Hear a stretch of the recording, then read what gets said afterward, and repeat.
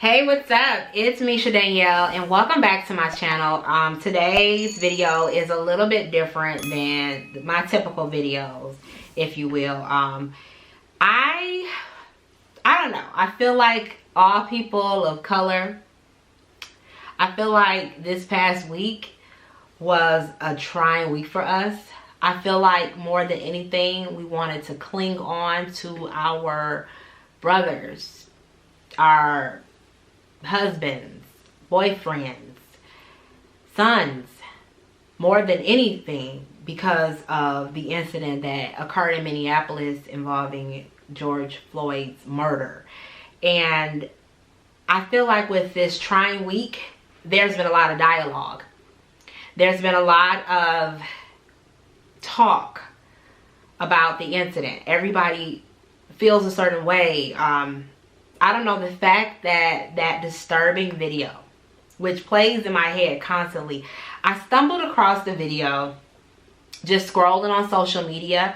I think the incident had just occurred and I did not mean to view it because I knew that when I clicked on it, it was going to be yet another brutality. It was going to be another life taken in the hands of a police officer just based on race. It does not matter about the counterfeit money or whatever the case may have been that had the police involved in whatever incident that occurred within George Floyd.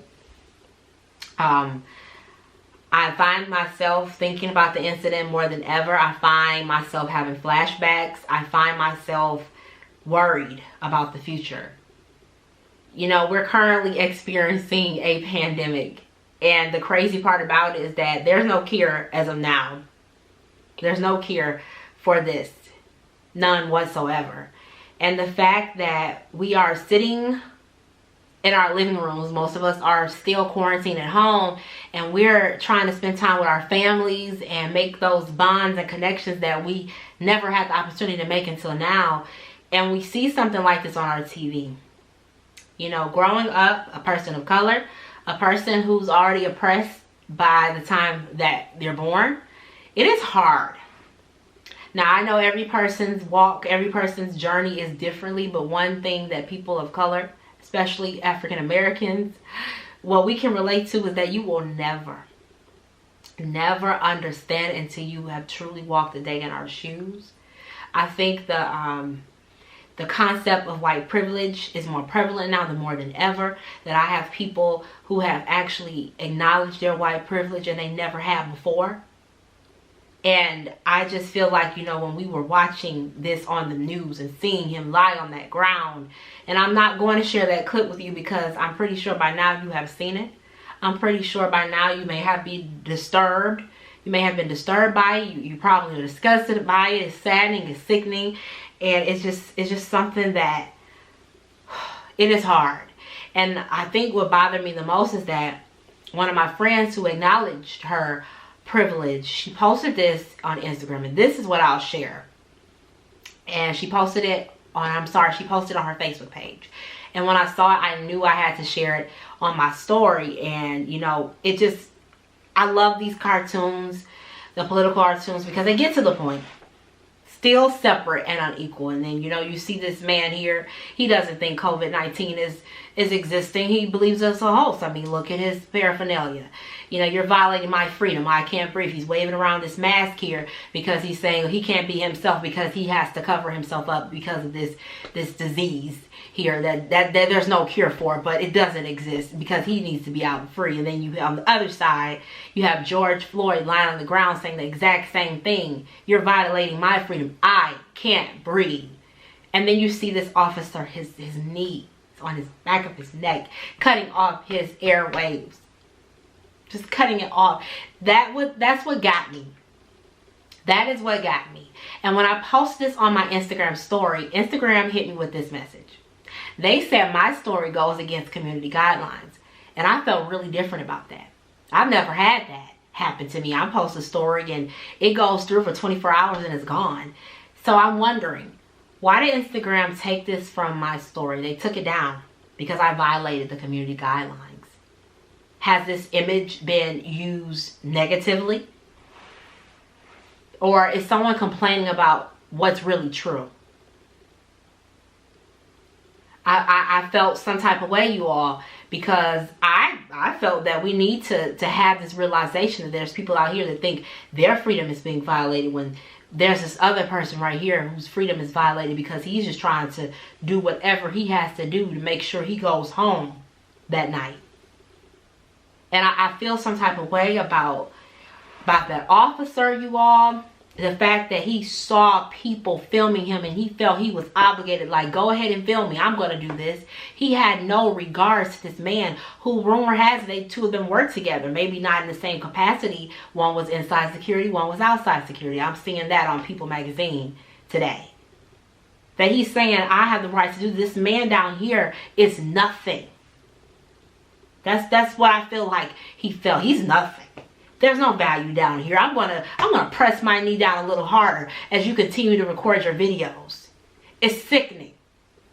And I just don't understand. So why did Instagram do this? How do you all feel? Was it wrong? Is this wrong? Am I wrong? Then, you know, unfortunately, in all these cities, there's lots of riots going on. Even in my city, which is not Minneapolis, we have a curfew effective immediately tonight from 8 p.m. to 5 a.m. to ensure that no more damage is done. There's been looting, riots, tear gas everywhere. These are images of things that I saw as a little girl when I wanted to go back into time and see what was it like, the African American experience. And I'm learning about great, phenomenal leaders like Dr. Martin Luther King Jr. And I'm looking at the images saying, wow, I can't believe people had to do this just to be free. And then here it is, 2020, and I'm an adult now, and this is still going on. We're still marching. We still have to prove ourselves to the world. That's what I don't get, you all. I really don't understand it. Why do we have to do this? I just don't understand. I thought we were done. I thought we never had to fight for our freedom anymore. We're not free. We got a little freedom here and there. We can do little things, but we're oppressed no matter what. We can never be right. It's hurtful. It is so hurtful. I thought that was over. Why does history continuously have to repeat itself? I shouldn't have to tell my children about this. I shouldn't have to tell my son about this and be worried about him when he's not in my presence because somebody could think that he's meaningless, that his life doesn't matter, therefore it needs to be taken. I should not have to deal with things like that, you all. I should not.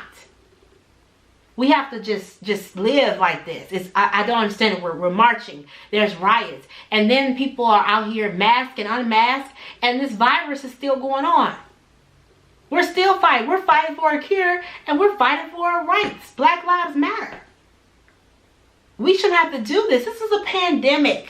People are all flocking out. I mean, we're going to spread all this virus around. Because people can be asymptomatic and they don't know they have. They infect all these people here. We got that problem. And then we got this problem. Derek Chauvin, he got charged for third-degree murder. Third-degree murder is like, oh, I didn't mean to do it type of murder. That should be first degree. That's a whole nother story. So we're not done here. And then you wonder, well, what can we do? There's nothing we can do, right? I shared this Instagram story to make sure that people that I knew needed a reality check. That what's going on in this world, it's real. I'm not even talking about COVID-19. I'm talking about the Black experience.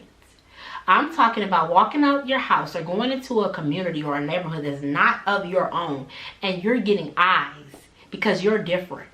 There's already been this predetermined prediction about what you're going to do. People out here think they know you based on the color of your skin. I cannot believe, you guys, that we're still fighting and talking about this. I just don't understand it. This country is suffering. I don't care what anybody says. We are not free. We are not equal. We may never be. And that is just disturbing to me. I just don't understand it. I just don't understand why we are still experiencing this. And I have to see images of all the killings, of all the racism, all the brutality that we've experienced within the last 5 years alone. I'm seeing these faces, these images on my TV screen. These are lives that we cannot get back. We can't. It doesn't even matter what that person was charged with. Those lives, we can't get back. Black lives matter. I know people are fighting all lives matter, and they do. But Black lives matter. Please don't throw that out there. Please don't just say, okay, yeah, they do. No. Black lives matter so much that we have to be heard constantly. That we have to make sure the media understands the struggle. That was hidden. People didn't realize. This has to stop happening. This has to. That I've never been so emotional about something as much as I am about this. This didn't have to happen.